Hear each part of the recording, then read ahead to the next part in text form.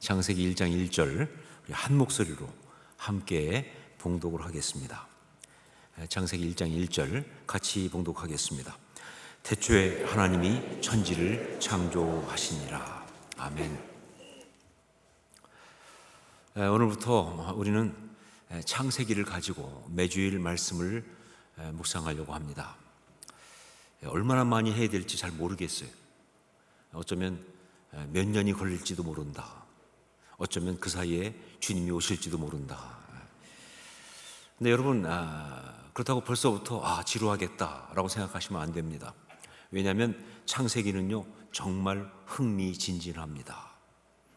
어떤 학자가 말하기를 성경 가운데 그 안에 담겨 있는 이야기가 가장 풍성한 말씀이 창세기다 라고 말할 정도로 그렇게 아주 흥미진진한 그런 말씀이죠.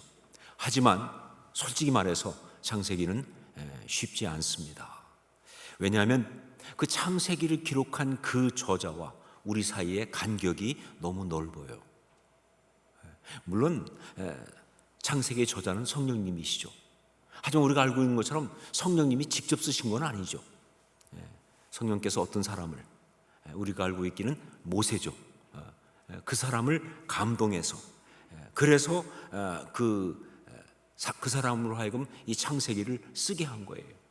그런데 그때 그 사람이 이 창세기를 쓸 때 그때 그냥 입신 상태에서 아무 생각 없이 그렇게 무조건 받아 적은 것이 아니라 자기의 언어를 가지고 자기의 표현으로 그리고 자기의 세계관, 자기의 문화라고 하는 그 틀에서 이것을 기록했습니다.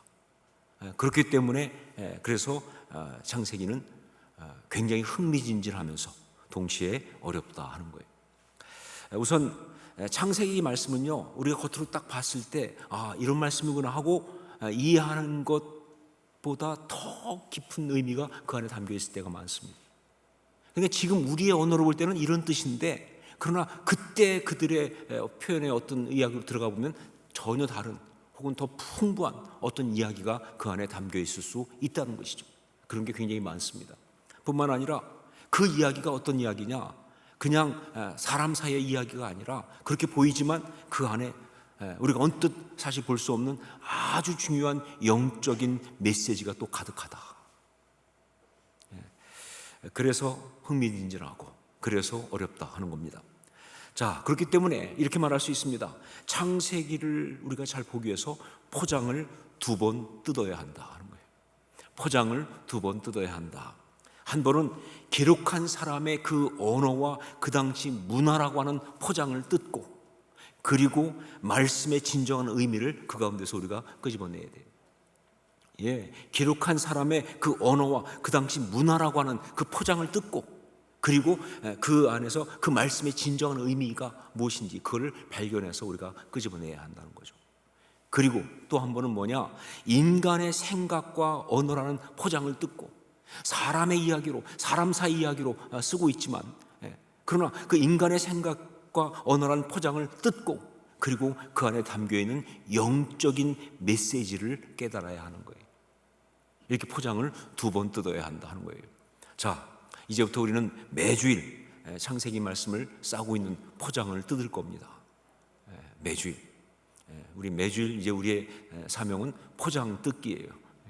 자, 그 중에서 이제 오늘은 바로 창세기 1장 1절이라고 하는 창세기에 가장 먼저 나오는 말씀, 그러면서도 사실은 창세기 가운데 가장 유명한 말씀, 그 포장을 뜯으려고 합니다.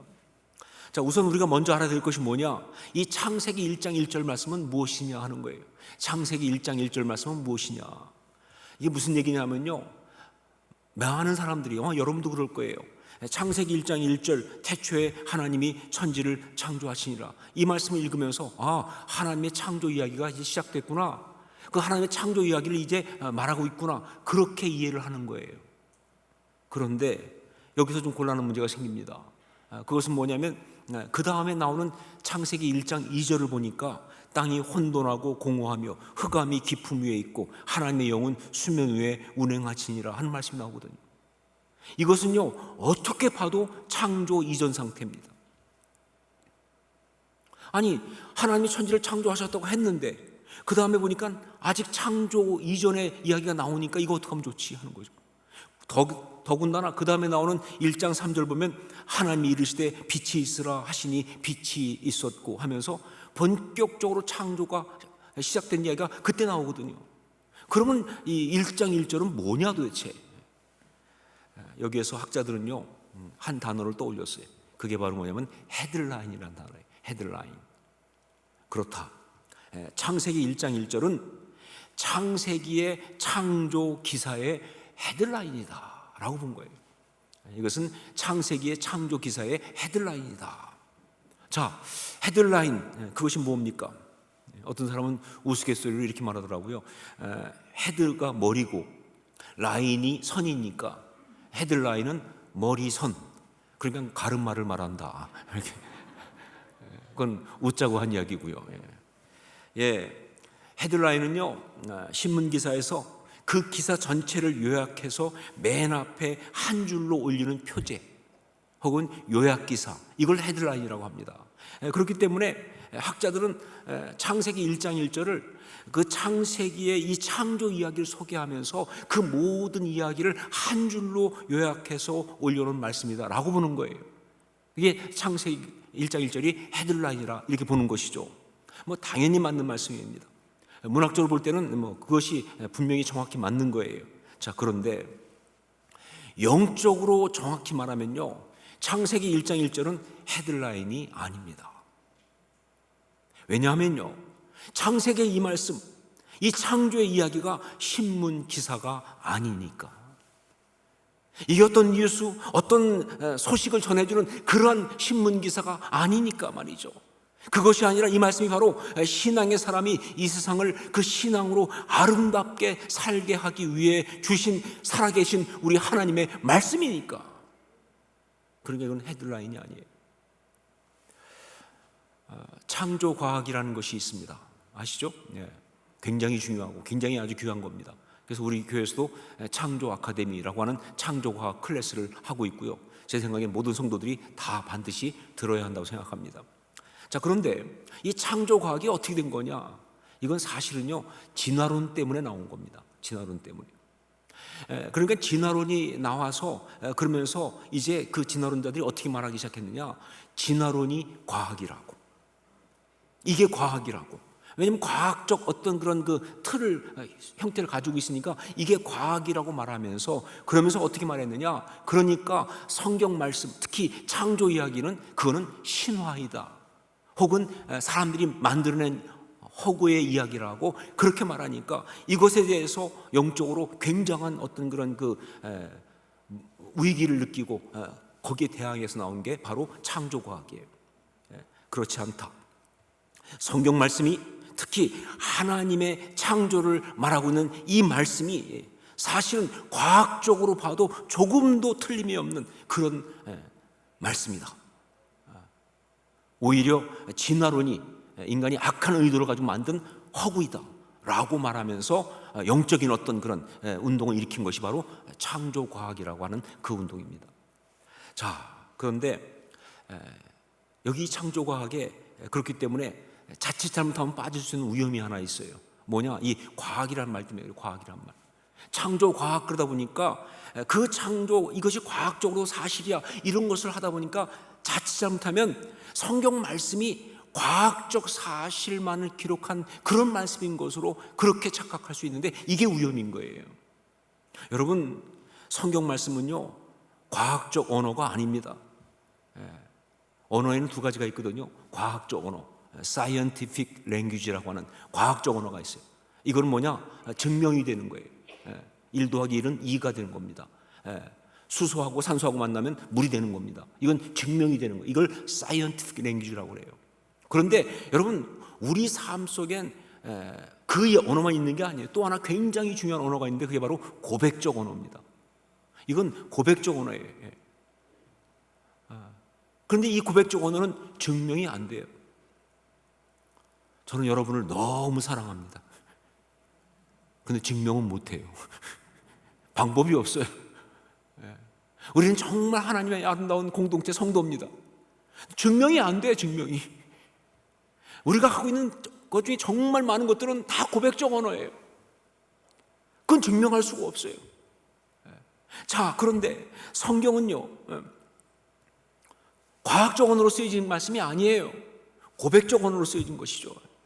과학적 사실을 알려주기 위해서 만든 책이 아니에요. 영적인 진리를 알려주고 영적인 메시지를 주기 위한 그런 말씀이에요. 자, 그렇기 때문에 이 창세기 1장 1절, 이것은 소위 창조 기사의 헤드라인이 아닌 거예요. 그 기사, 그 어떤 객관적 사실을 나타내는 그런 헤드라인이 아닌 거예요. 그럼 뭐냐? 이건 바로 영적 선언입니다. 영적 선언이에요. 바로 하나님의 이야기가 이제 시작된다고 하는 영적인 선언이에요. 이 선언하는 순간부터 어떤 일이 벌어지느냐? 하나님의 창조의 이야기가, 하나님의 역사하심의 이야기가 이 역사 속에, 이 시간 속에, 이 자리에 펼쳐진다고 하는 바로 그런 영적 선언이에요. 그렇기 때문에 이건 너무너무 중요합니다. 특히 우리한테. 왜냐하면요, 바로 그러니까 이 말씀은요, 그때 한 번 있는 이야기가 아니라 신앙의 사람이 이 세상 가운데서 아름답게 신앙적으로 승리하며 살게 하기 위해서 우리 하나님이 주신 바로 그런 영적 선언이기 때문에 그런 거예요. 예, 창세기 1장 1절, 태초에 하나님이 천지를 창조하시니라. 그때 그런 일이 있었다, 이거 아니에요. 그때 그런 일이 있었다, 그런 얘기로 한번 하고 마는 그런 이야기 아니에요. 이 말씀은요, 바로 이 말씀을 받는 모든 사람의 삶의 모든 순간, 모든 자리에서 그곳이, 그 인생이 바로 하나님의 역사하심이 되게 하기 위해서, 하나님의 어떤 그런 창조 역사가 일어나게 하기 위해서 그 모든 사람들이 온전히 붙들고 입술로 고백하고 선포하라고 주신 그런 말씀이에요. 네, 이렇게까지 말할 수 있습니다. 예, 우리가 지금 태초에 하나님이 천지를 창조하시니라, 이 고백을 한다면 그 순간 우리의 이 삶의 시간 속에서 하나님의 창조 이야기가 펼쳐지는 거예요. 하나님의 어떤 그런 역사하심의 무대가 펼쳐지는 거예요. 이게 바로 이 창세기 1장 1절의 의미예요. 자, 그러면 창세기 1장 1절, 여기에는 어떤 메시지가 들어있는가? 정말 너무 풍성합니다. 굉장히 짧은 말씀이지만 여기에 담겨있는 이 메시지는요, 우리 신앙생활 전체를 다 커버하고 남을 만큼 풍성해요. 꼭 뭐하고 똑같으냐면요, 이 아이들 어릴 때 그 태아, 아주 작지만 그 태아 속에 그 아이의 모든 게 사실은 다 들어가 있잖아요. 똑같이 이 짧은 이 말씀 속에 우리 신앙의 모든 게 다 들어가 있어요. 그만큼 메시지가 풍성해요. 그러니까 만약에 제대로 한다고 하면요, 이 한 절 가지고 몇 주 정도가 아니라 올 1년 내내 해야 될지 모르겠어요. 뭐 그럼 좋겠죠, 그렇죠? 성경책 안 갖고 와도 됩니다. 1장 1절밖에 없으니까. 자, 그 가운데 성령님의 감동으로 오늘 우리는 우리 하나님께서 우리한테 어떤 걸 듣게 하셨느냐? 바로 창세기 1장 1절의 첫 번째 메시지. 그런데 제가 볼 때는 가장 중요한 메시지죠. 그것을 하나님께서 우리에게 듣게 하셨습니다. 바로 그것을 나누려고 합니다. 자, 그 메시지가 뭐냐? 그것이 바로 하나님이 오리진이시다라는 메시지. 하나님이 오리진이시다라고. 여러분, 오리진이란 말 요새 아주 유명한 말이에요, 사실. 그런데 이 메시지는 하나님이 오리진이시다라는 거예요. 태초에 하나님이 천지를 창조하시니라. 이 말씀의 가운데 가장 먼저 나오는 게 뭐예요? 어떤 단어가 나옵니까? 태초에, 이게 나오죠. 태초에. 이 태초란 말, 이것은요, 히브리어로는 베레시트라고 말을 씁니다. 혹은 브레시트라는 말을 쓰죠. 베레시트. 그런데 이 베레시트라고 하는 이 말은요, 그 의미가 뭐냐? 머리에, 이런 뜻이에요. 머리에.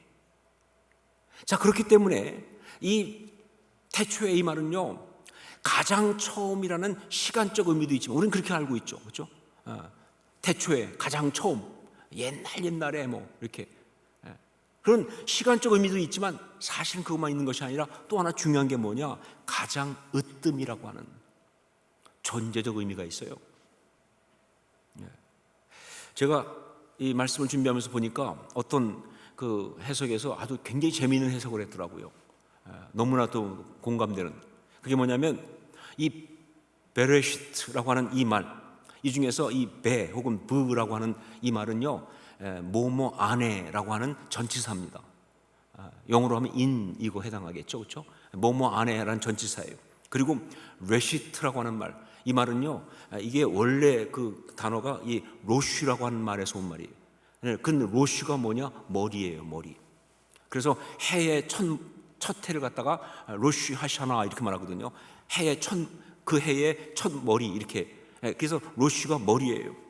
자, 그렇기 때문에 베레시트 이 말은요, 그냥 해석하면 머리 안에예요. 머리 안에.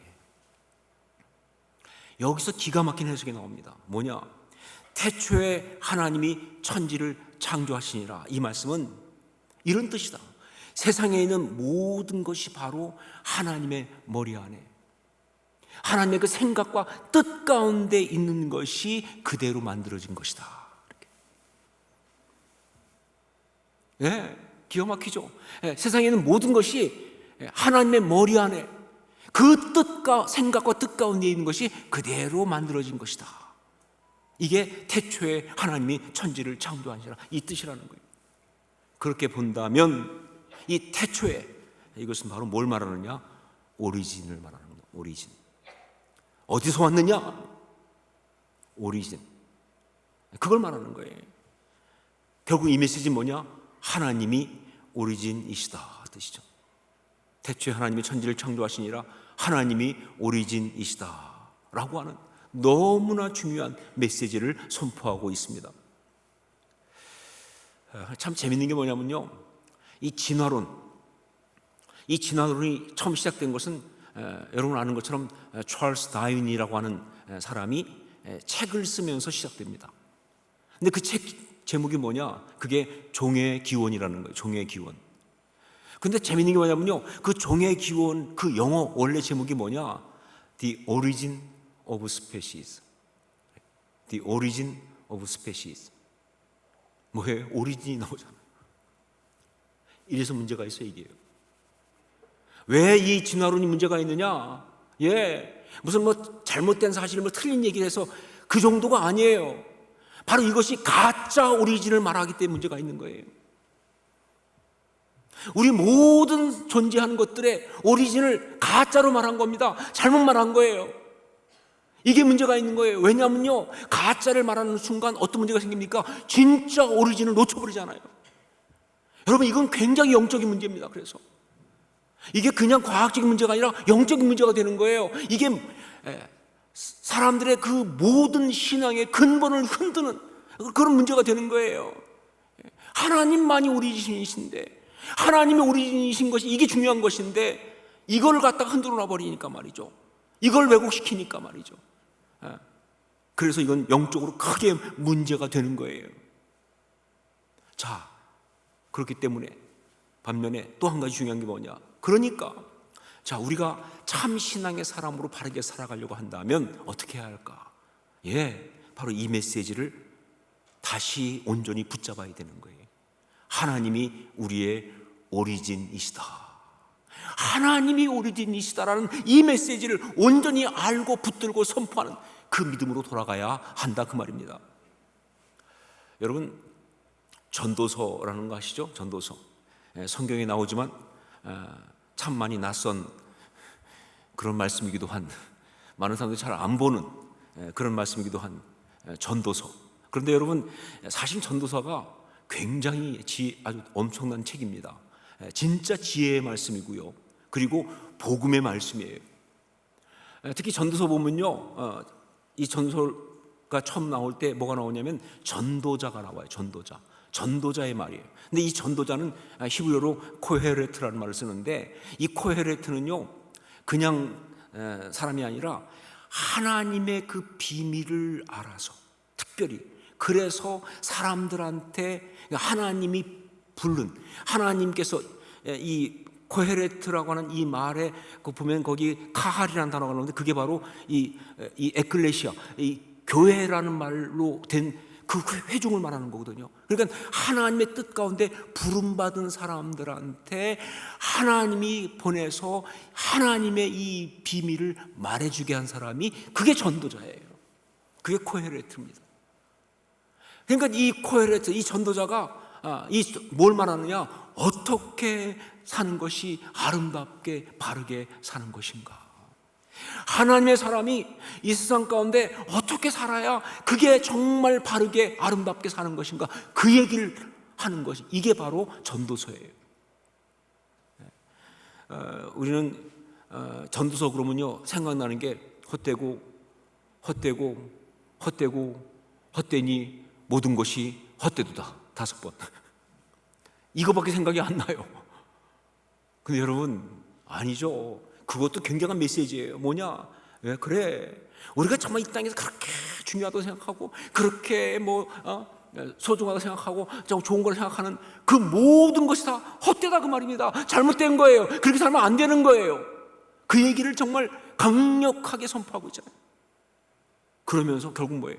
이 전도서는 그 모든 얘기를 하다가 진짜 중요한 결정타를 마지막 장에 딱 터뜨립니다. 마지막 장, 12장에 그 마지막 결정타, 그 답이 뭐냐?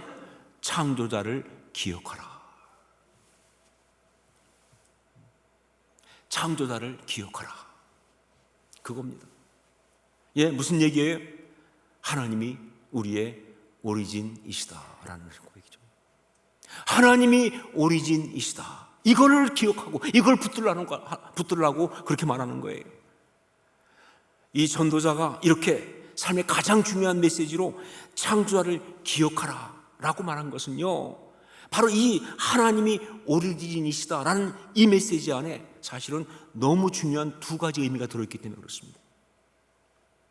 하나님이 오리진이시다, 이 말 속에는요 너무 중요한 2가지 메시지가 들어있는데, 그 첫 번째가 뭐냐? 하나님이 모든 것의 주인이시다라는 겁니다. 하나님이 모든 것의 주인이시다. 여러분, 세상의 주인은 하나님이십니다. 믿으십니까? 여러분, 이건 정말 당연한 것처럼 보이지만 사실은 굉장히 중요한 거예요. 나의 주인은 하나님이세요. 믿으십니까? 내 인생의 주인은 하나님이세요. 믿으십니까? 내 모든 주변에 있는 것의 주인은 하나님이세요. 믿으십니까? 이거 정말 중요한 거예요. 이건 우리가 살아가면서 항상 기억해야 될 너무 중요한 메시지예요. 왜냐하면요, 이게 흔들리면요 인생이 그야말로 사정없이 무너져요. 예, 어떻게 보면 우리 삶이 망가지는 모든 이유 중에 하나가 이거예요. 이게 흔들려서 그런 거예요. 보세요, 자기의 삶의 주인이 하나님이신데 이거 잊어버리면요 결국은 자기가 자기의 주인 되잖아요. 그러면요 그게 바로 교만이잖아요. 그게 교만, 휘브리스 아닙니까? 망하는 거예요.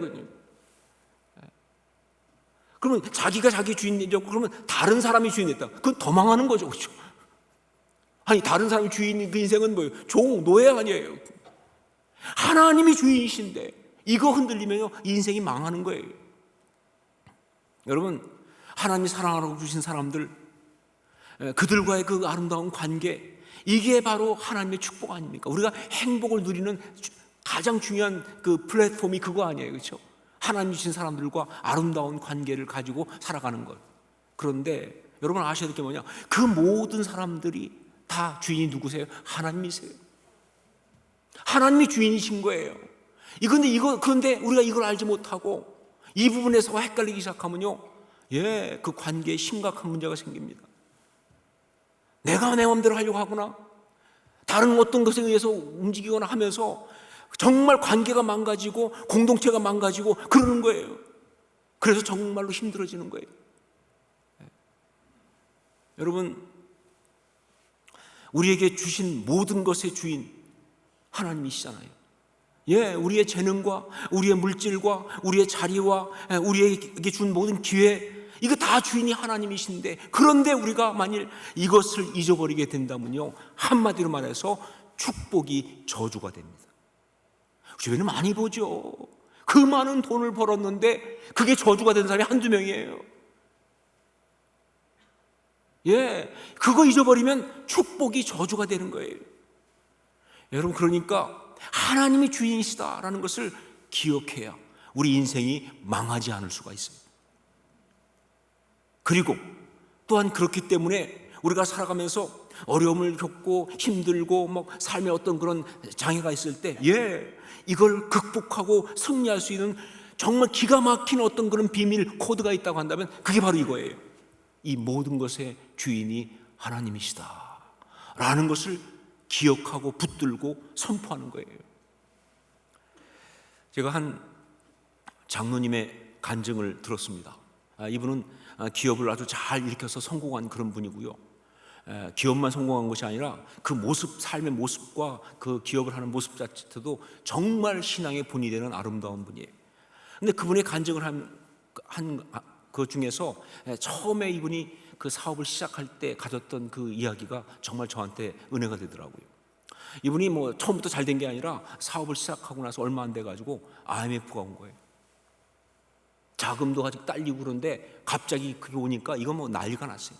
일단 자금이 고갈되니까 문제가 많아요. 그래서 정말 이분이 그 자금을 어떻게 하려고 말이죠, 애를 쓰면서 은행을 가서 자금 대출을 받으려고 하는데 이게 너무 힘든 거예요.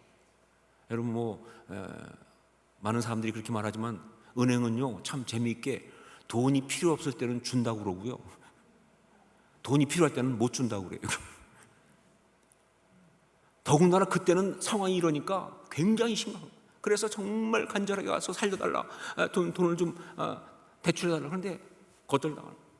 그러니까 거절당하니까 상처도 받고, 비참하기도 하고, 절망감이 들기도 하고, 너무 어려운 거예요. 그분이 그러더라고요. 자기는 사업하다 어려울 때 극단적 선택하는 사람들이 왜 그러는지를 그때 이해했다는 거예요. 자기도 그런 유혹이 오니까 그렇게 힘든 거예요. 자, 그런데 그 상황에서 이분이 어떻게 이겼느냐? 성령이 주신 감동이지만 이분은요 한 가지 사실만 계속 기도했다고 그래요. 그게 바로 뭐냐? 이 모든 물질의 주인이 하나님이시다. 이 모든 돈의 주인은 사실은 하나님이시다. 선포하고 또 선포하고 붙들고 그 고백하고 그랬다는 거예요. 그러면서 말이죠, 그렇게 고백하면서 이제 그 자신이 영적으로 내린 결론이 뭐냐? 이 돈 은행 거 아니에요. 은행은 그냥 맡아 관리하는 거죠. 하나님이 주인이신 거예요.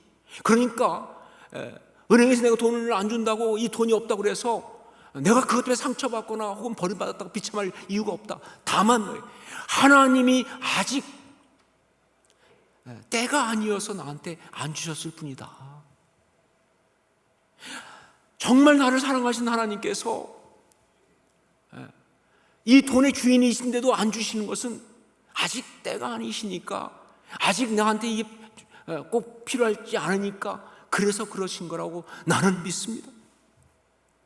그러니까 사람한테 상처받을 필요 없는 거예요. 사람 때문에 절망할 필요 없는 거예요. 낙심할 필요 없는 거예요. 하나님이 안 주시면 못 받는 거죠. 하나님 건데. 다만 하나님이 좋으신 분이니까 하나님의 때가 되면 주실 줄 믿습니다. 필요하다면. 이루고 버틴 거예요. 정말 기도하면서 버텨서 그 어려움을 이기고 나중에 기업을 다시 정말 키우고 성공한 그런 장로님이었습니다. 그런데 그 장로님의 그때의 그 경험이 거기서 끝이 아니죠. 그 다음에 그분이 기업을 성공한 다음에도 너무 중요한 경험이에요.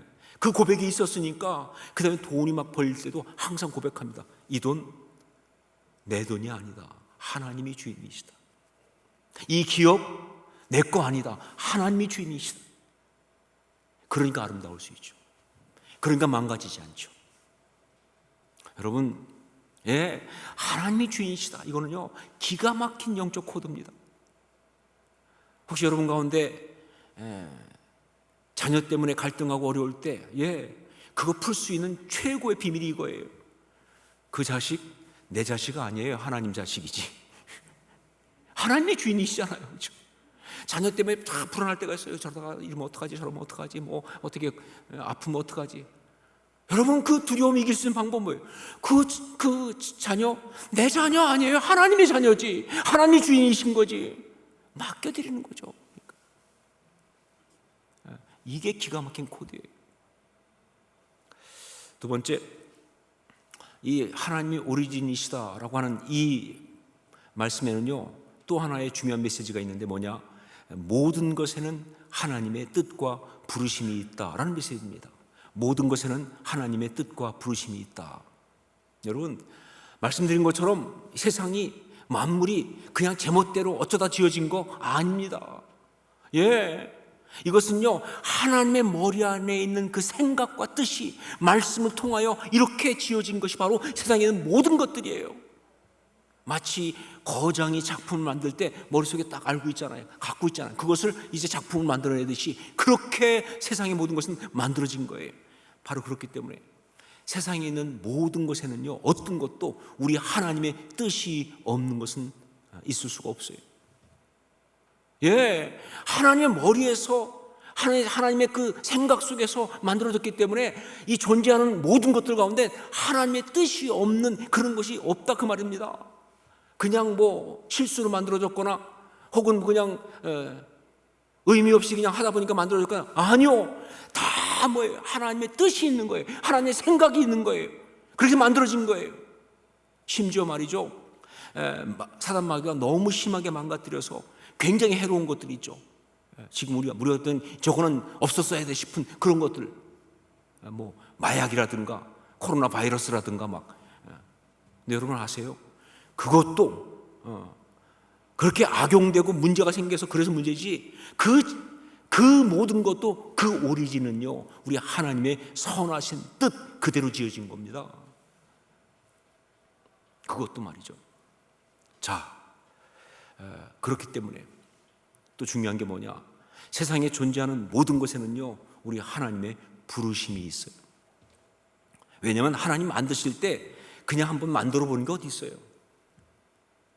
하나님이 만드실 때 그냥 한번 해보지, 아니죠. 이 세상을 아름답게 하기 위해서 바로 거기에 그게 꼭 있어야 되는 역할이 있기 때문에, 그래서 그 뜻을 가지고 만드신 거잖아요. 그러니까 모든 존재하는 것에는 부르심이 있어요. 정말 풀 한 폭이, 돌멩이 하나도 다 그 부르심이 있는 거예요. 그 자리에, 거기 있는 것에. 여러분, 놀랍게도 이 창세기를 갖다가 이 주석한 그런 학자들 그 책을 보니까요, 대부분의 학자가 말하고 있는 게 뭐냐? 창세기의 가장 두드러진 핵심적 어떤 영적 주제는 바로 부르심이라는 거예요. 창조도 부르심이라는 거예요.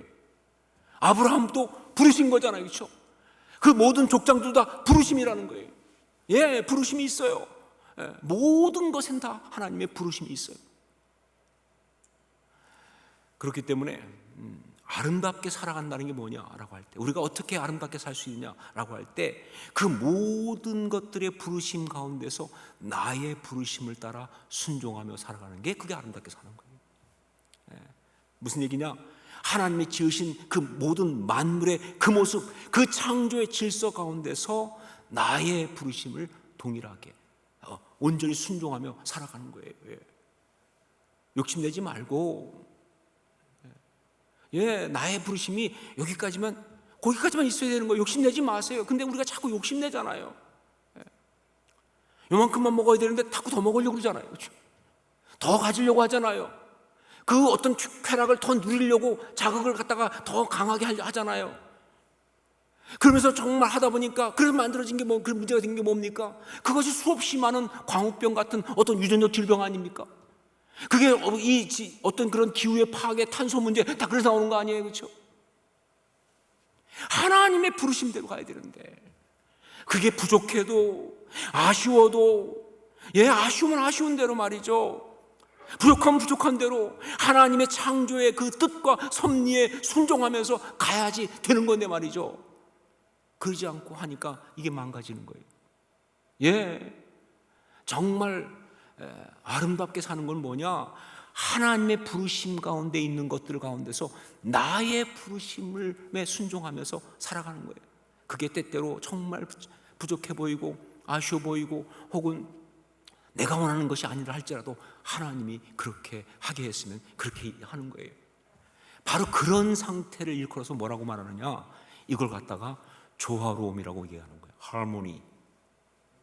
그게 harmony예요. 그게 조화로움이에요. 그리고 그게 진짜 아름다움이에요. 그게 아름다움이에요.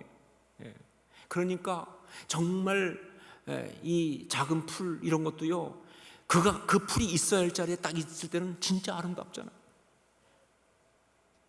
하나님의 그 어떤 부르심 가운데서 아름다운 거예요. 그게 아름다움이에요. 그리고 바로 그런 가운데서 우리가 누리는 행복을 뭐라고 부르느냐? 샬롬이라고 부르는 겁니다. 그게 샬롬이에요. 그게 진짜 평강이에요. 여러분의 신앙의 사람으로 아름답게 살아가려고 한다면, 여러분의 삶 가운데 하나님의 이야기가 펼쳐지기를 원한다고 한다면, 언제나 창세기 1장 1절 태초에 하나님이 천지를 창조하시니라, 이 말씀을 기억하고 이 말씀을 붙드세요. 이 말씀을 선포하세요. 특별히 오늘 주신 말씀은 그 가운데 하나님이 오리진이시다라는 거예요.